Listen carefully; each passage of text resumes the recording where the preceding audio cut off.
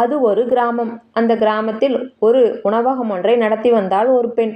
அந்த வழியே சென்ற ஒரு பெரியவர் அந்த உணவகத்திற்கு சென்று தன் பையில் வைத்திருந்த ஒரு பொற்காசை எடுத்து கொடுத்து, எனக்கு அதிகமாக பசியாயிருக்கிறது, எலுமிச்சங்காய் அளவு சாதமாவது இருந்தால் போடம்மா என்றார்.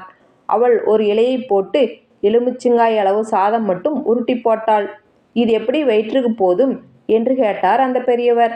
அவளோ, நீங்கள் கேட்டபடி எலுமிச்சங்காய் அளவு சாதம் போட்டுவிட்டேன், விருப்பமானால் சாப்பிடுங்கள், இல்லையானால் எழுந்து போங்கள் என்றாள்.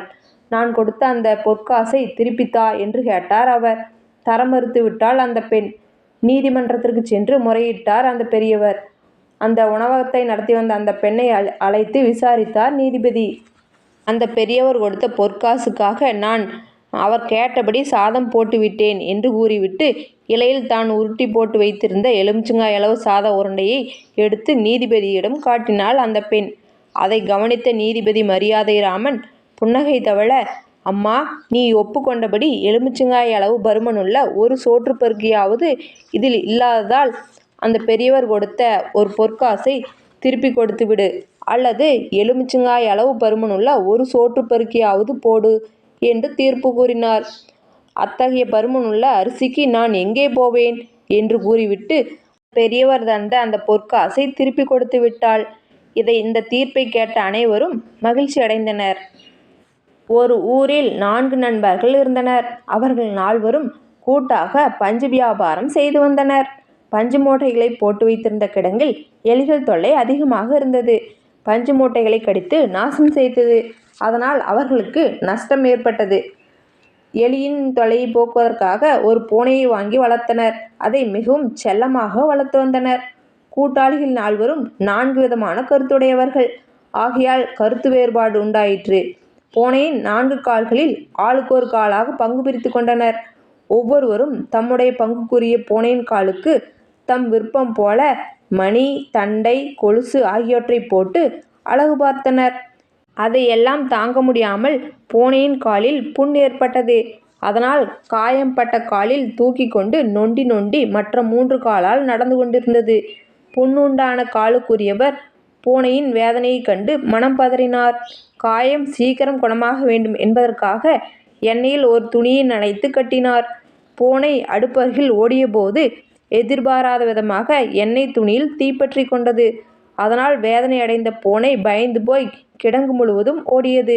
பஞ்சு மூட்டைகளில் ஏறி ஓடியது. அதனால் குபீர் என்று நெருப்பு பற்றி பஞ்சு மூட்டைகளெல்லாம் ஒரே நொடியில் எரிந்து நாசமாயின. வியாபாரத்தில் பெருத்த நஷ்டம் உண்டாயிற்று. பூனையின் காலில் எண்ணெய் துணியை கட்டியதனால்தான் நெருப்பு பற்றி பஞ்சு மூட்டைகள் நாசமாயின.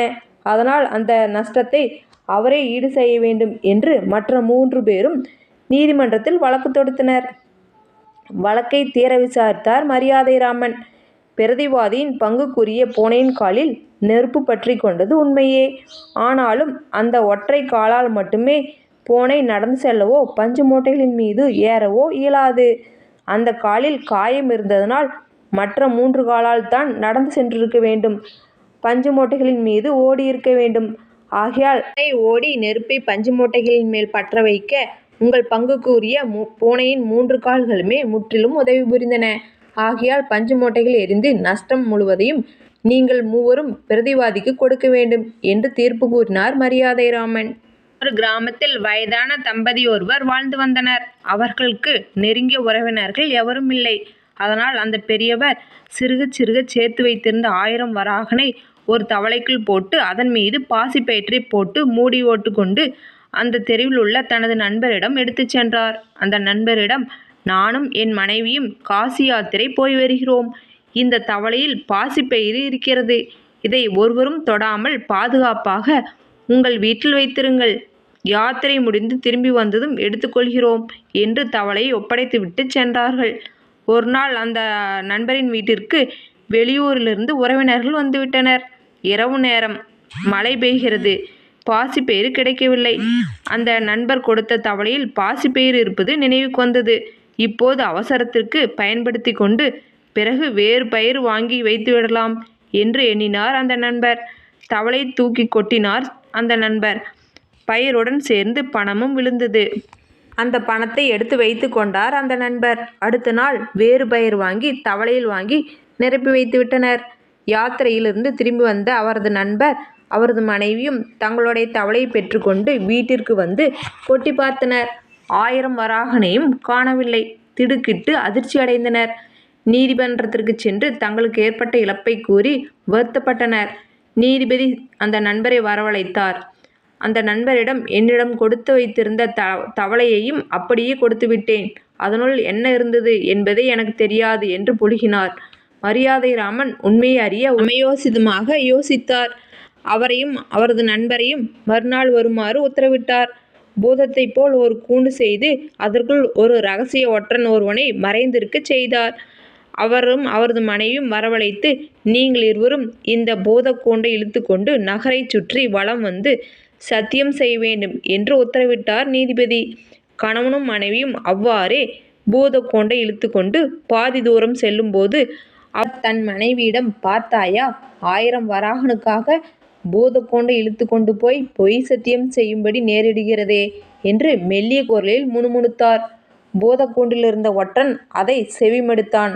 அவர் கூறியதை நீதிபதியிடம் போய் தெரிவித்தான். உடனே நீதிபதி அவர்கள் இருவரையும் வரவழைத்து அவர்கள் வாக்காலேயே உண்மை வெளியாகும்படி தெரிவித்தார். நண்பரிடம் ஏமாற்றி வாங்கி அந்த 1000 வராகனையும் திருப்பி தரும்படி உத்தரவிட்டார். அவரிடம் பொய் சத்தியம் செய்ததற்கான தண்டனையும் அளித்தார் மரியாதைராமன். மக்கள் அனைவரும் அவரது தீர்ப்பை கேட்டு மகிழ்ந்து பாராட்டினர். இந்த மாதிரி தினம் தினம் ஒவ்வொரு குட்டி கதைகளை கேட்கறதுக்காக நம்ம குட்டி ஸ்டோரி சேனலை லைக் பண்ணுங்கள், சப்ஸ்கிரைப் பண்ணுங்கள். தேங்க்யூ.